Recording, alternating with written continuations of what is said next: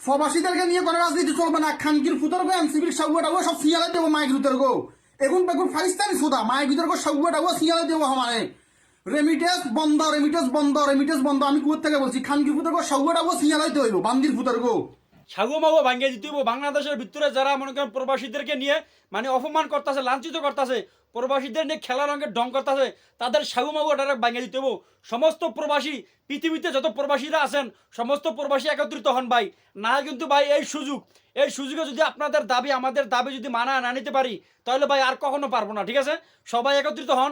আমাদের দাবি একটাই, প্রবাসীরা যেই দাবি মানে চাইতেছে ওটা যেন সরকার করে দেয়। যদি সরকার না পারে সরকার পদত্যাগ করব, এই মুহূর্তে পদত্যাগ করব। আর নাই সমস্ত প্রবাসীরা রেমিটেন্স শাটডাউন, রেমিটেন্স বন্ধ। আপনারা যা দুইটা মাস শুধু রেমিটেন্স বন্ধ রাখেন, এই সরকার পালায়া দিশে পাবে না। নেপালের সরকার যেভাবে পালাইছে, নেপালের প্রধানমন্ত্রী যেভাবে পালাইছে, হেলিকপ্টার দিয়ে পালাইছে, ঠিক এভাবেই বর্তমানে বাংলাদেশের সরকার এভাবেই পালাইব। যদি প্রবাসীদের লগে যদি তারা বেশি বাড়াবাড়ি করে, তারা বর্তমানে অতিরিক্ত বাড়াবাড়ি করতেছে। আজকে কোথায় বাংলাদেশ যারা মনে করেন মানে পক্ষে নিয়ে কথা বলে, যারা মনে করেন প্রবাসীদের পক্ষে কথা বলে, তারা কোথায়? সবাই একত্রিত হন ভাই। কথা একটাই, আমাদের দাবি মানতে হবে, আমাদের দাবি মানতে হবে।